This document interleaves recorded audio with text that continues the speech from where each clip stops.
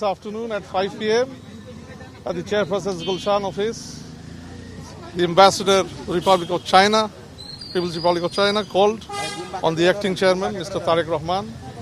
The meeting was held in a very cordial atmosphere. China has been a long-standing, important development partner of Bangladesh. The ambassador exchanged pleasantries with the leader on his return, on his historic return on 25th December. And the acting chairman expressed China would continue to be an important development partner of Bangladesh.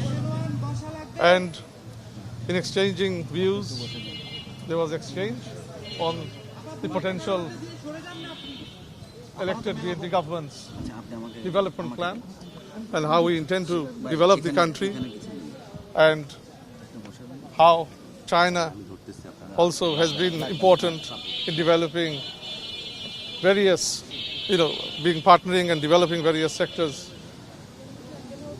that sort of contribute to economic growth and development and investment in the country.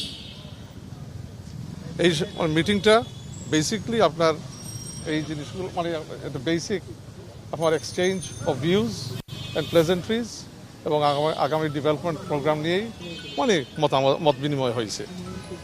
এবং ওখানে উপস্থিত ছিলেন আমার সাথে আমাদের চেয়ারম্যানের press secretary সাহেব জনাব সালেহ শিবলি, চেয়ারম্যানের কমিউনিকেশনস অ্যাডভাইজার, আমাদের নির্বাচনী স্টেডিং কমিটির মুখপাত্র জনাব মাহদি আমিন সাহেব, এবং মাননীয় মহাসচিব সাহেবও উপস্থিত ছিলেন ওই মিটিংয়ে। That's it. না, নির্বাচন চায়নার পজিশন, তারা ইন্টারনাল একটা দেশের ইন্টারনাল নির্বাচন নিয়ে তাদের they don't express any views. It is an internal matter for the people of Bangladesh. They are ready to work with the next elected government of Bangladesh. এবং ওনারা গুরুত্ব সহকারে বিবেচনা করে তারেক সাহেবের রোল, ভারপ্রাপ্ত চেয়ারম্যান বিএনপির তারেক রহমান সাহেবের role in leading Bangladesh into the future, but it is for the people of the country to elect their next leader and Prime Minister. ম্যাডামের ব্যাপারে ওনারা কন্ডোলেন্স জানাইছে ওনাকে পার্সোনালি আবার, এবং শুরুতেই এই কন্ডোলেন্স মেসেজটা ওনার কাছে পার্সোনালি অ্যাম্বাসেডর সাহেব ওনার গভর্নমেন্টের পক্ষে কনভে করছেন। আপনারা জানেন যেদিন ম্যাডাম ইন্তেকাল করেন ওই দিন সকালেই ভোর আনুমানিক 7টার দিকেই চায়নার প্রাইম মিনিস্টার লি কুয়েন রাষ্ট্রপতিকেও কন্ডোলেন্স জানাইছেন তারপরে, এবং মাননীয় চিফ অ্যাডভাইজার সাহেবকেও জানাইছেন।